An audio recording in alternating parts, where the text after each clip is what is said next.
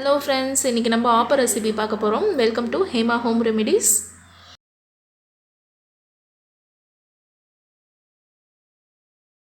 ஆப்ப மாவு எப்படி அரைக்கிறதுன்னு பார்க்கலாம்.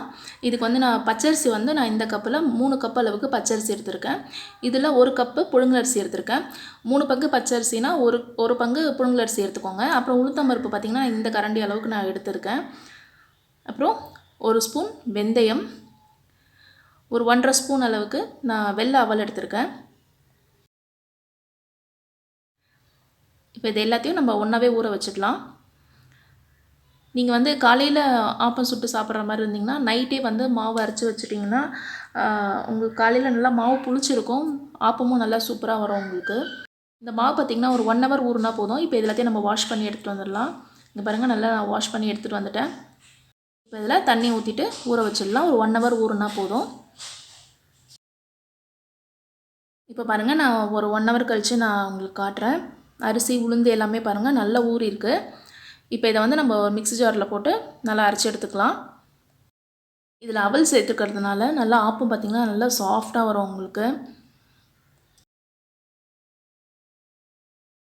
இப்போ பாருங்கள், மாவு நல்லா நான் அரைச்சி எடுத்துகிட்டு வந்துட்டேன். இப்போ இதை வந்து நம்ம ஒரு பாத்திரத்தில் மாற்றிக்கலாம்.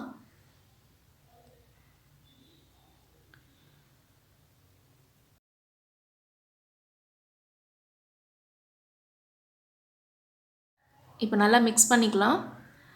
மாவு பாருங்கள், நான் எவ்வளோ தண்ணியாக அரைச்சிருக்கேன் பாருங்கள்.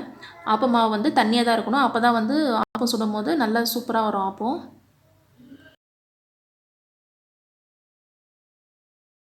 அதாங்க தட்டு போட்டு மூடி வச்சிடலாம். காலையில் பார்த்திங்கன்னா நல்லா புளிச்சிருக்கும். இப்போ காலையில் நான் இதை ஓப்பன் பண்ணுறேன். பாருங்கள், மாவு நல்லா புளிச்சிருக்கு. இப்போ இதுக்கு தேவையான அளவு உப்பு சேர்த்துக்கலாம். நீங்கள் நைட்டே கூட உப்பு போட்டு மிக்ஸ் பண்ணி வைக்கலாம். ஆனால் அப்படி வச்சிங்கன்னா கொஞ்சம் மாவு வந்து ரொம்ப புளிச்சிருக்கும் காலையில். எனக்கு வந்து ரொம்ப புளிப்பு அந்த மாதிரி இப்போ விரும்ப மாட்டேன். அதனால் நான் இப்போ மார்னிங் வந்து நான் உப்பு போட்டுக்கிறேன். இப்போ நல்லா மிக்ஸ் பண்ணிக்கலாம்.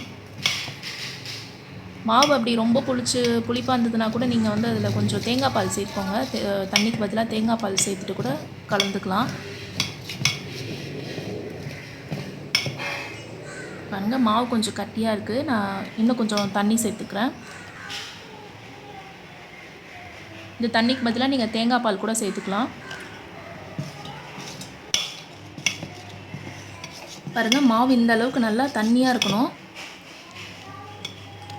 அப்போ தான் வந்து ஆப்பம் நல்லா வரும். இப்போ வந்து கல் போட்டுடலாம் ஆப்பத்துக்கு. இந்த கல்லில் வந்துட்டு கொஞ்சமாக எண்ணெய் ஊற்றிட்டு துணி போட்டு தொடச்சி விட்டுடுங்க. கல் வந்து நல்லா சூடாக இருக்கணும் ஆப்பம் ஊற்றுறதுக்கு முன்னாடி. பாருங்கள், இந்த மாதிரி மாவு ஊற்றும் போது நல்லா இந்த மாதிரி சவுண்டு வரணும். அப்போ தான் வந்து ஆப்பம் நல்லா வரும். இந்த மாதிரி ஒரு சுற்று சுற்றிருக்கோங்க. அவ்வளோதான், அப்படியே வச்சிடலாம். தட்டு போட்டு மூடி வச்சுடுங்க. இது 1 நிமிஷத்தில் ஆப்பம் ரெடி ஆகிடும்.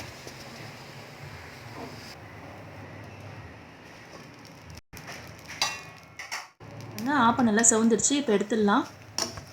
மாவில் உப்பு போடும்போது இட்லி மாவில் போடுற மாதிரி போட்டுடாதீங்க. இட்லி மாவுக்கு 1 ஸ்பூன் உப்பு போட்டிங்கன்னா ஆப்ப மாவுக்கு 1/2 ஸ்பூன் உப்பு போடுங்க. இப்போ பாருங்கள், நல்லா அந்த உள்ளே மட்டும் சாஃப்டாக இருக்குது, வெளியெல்லாம் நல்ல கிறிஸ்பியாக இருக்குது பாருங்கள். சூப்பராக, எனக்கு இப்படி இருந்தால் தான் பிடிக்கும். பாருங்கள் எவ்வளோ வெள்ளையாக இருக்குது பாருங்கள் ஆப்பம்.